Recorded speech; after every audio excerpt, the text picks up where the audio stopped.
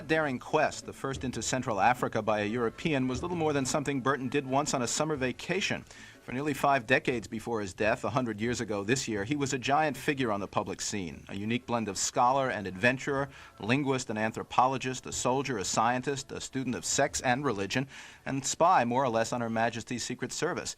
The real-life forerunner of Indiana Jones, and then some. There's a new biography out, Captain Sir Richard Francis Burton, the secret agent who made the pilgrimage to Mecca, discovered the Kama Sutra, and brought the Arabian Nights to the West. It's the 15-year project of author, editor, photographer Edward Rice, who's previously written about Margaret Mead, Mother Teresa, and Thomas Merton. Rice also has trekked through many of the same areas explored by Burton, India, Somalia, the Arabian Desert, writing and taking photos for the United Nations, and we're delighted to have him on the line now to tell us more about Burton and his biography. When and where did you first get interested in Burton? I came across Burton when I was about 13, when I found a copy of one of his books, Wandering in Three Continents, in a local public library. So I grew up with him in a sense, and when I started to travel in the Middle East and West Asia, and Africa, I used his books as background material before I went on the trip, so I was very familiar with him. And I just happened to led to the places where he had worked and served, the Arab countries of what is now Pakistan, India.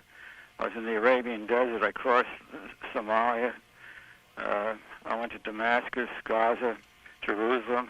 What was the hardest part about this book? Was it just the vast scope, or was it maybe the angry natives who threatened your life? Burton had a dozen or 2 dozen careers. He was a historian. He was an archaeologist, and any one of those things, plus being an army officer and British consul in a lot of obscure places, any of these things is worth a separate book. Many people are aware of Burton's dangerous explorations and his lifelong study of sexual literature and practices, the translations he did. But you say he doesn't get enough credit for his study of religion. Talk a little about that. Well, when he was at Oxford, he became interested in religions, and he studied the Kabbalah, which is a medieval Jewish discipline. And the next year, when he was about 21, he went to India as an officer in the East India Company, and he became interested in Hinduism and joined a Hindu snake cult. This is a very rare thing for a Westerner to do. And he was initiated and apparently accepted as a member of the sect. Now, there's a tradition that snakes have a secret wisdom, and I think Burton was looking for that because he thought he might find it in the Kabbalah. And, of course, he didn't find any secret wisdom with the snakes. He was more in danger of being bitten. And then he moved over to the Tantrics, which is another very obscure Hindu cult. Language has to be a part of being able to get accepted into something like a Hindu snake cult. He spoke, 29 languages and a lot of dialects. Well, he spoke 29 languages, and he always learned the languages first before he went to a country. He learned Hindustani before he went to India, and apparently he spoke all these languages without an accent. And with such fluency that he could actually disguise himself and on his travels. Give us some examples of the roles that he took in his travels. Well, when he was in India, in Western India, which is now Pakistan, the Indus Valley area, and up into the Punjab, he passed himself as a wandering holy man, a dervish, or as a peddler. Sometimes he was an Afghan, and then he became a gypsy, and he worked as a gypsy laborer, cleaning the canals for the British government. I'm sure they didn't know what he was doing.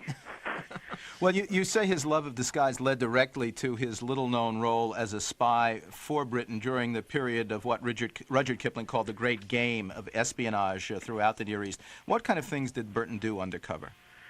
Well, one of the main things, of course, is collecting information for his general. What native princes can be trusted, who's going to revolt, who's going to stage a mutiny, who's going to go over to the enemy, which in this case was the Russians, because the Russians were trying to take that part of West Asia from the north, and the British were taking it from the south. And Burton was an ideal man to pick up information. And then he was active in a plot to overthrow the Shah of Persia through the first Aga Khan. The British tried to take Persia. They had agents there, and they'd been supporting this rebel prince, the Aga Khan, and lost the battle, and the Aga Khan fled to the protection of the British at Karachi, where Burton was assigned to the Aga Khan's court to try to egg him on to go back to Persia. He did. He went to Bombay and became a famous playboy, and his descendants are equally famous for their yes. racetracks and so on. Although Burton did his part for the sprawl of empire, you stress that he had serious differences with the way the British dealt with native peoples and a fairly respectful modern view of cultural differences generally. Talk a little about that. Well, he tried to point out that you just don't absorb a native people without understanding them. You have to learn their language, understand their literature, follow their customs and laws. You don't impose British law upon people who are completely alien to that kind of Western thinking. And of course, there were numerous small revolts, and there was a major revolt in 1857. Burton had warned about this. This is in India. And of course, India finally broke away completely in 1947. And if the British, I guess if London had listened to him a little more carefully during his career, the whole history of the British Empire might be very different. It could have been, but Burton was instrumental in helping form the British Empire as we knew it in the 19th century. He explored large areas of today's Pakistan and recommended that the government take it, East Africa, Somalia, Kenya, Uganda, parts of the Middle East, Jerusalem, Arabia, and so on, and parts of West Africa. They're all due more or less to Burton's activities.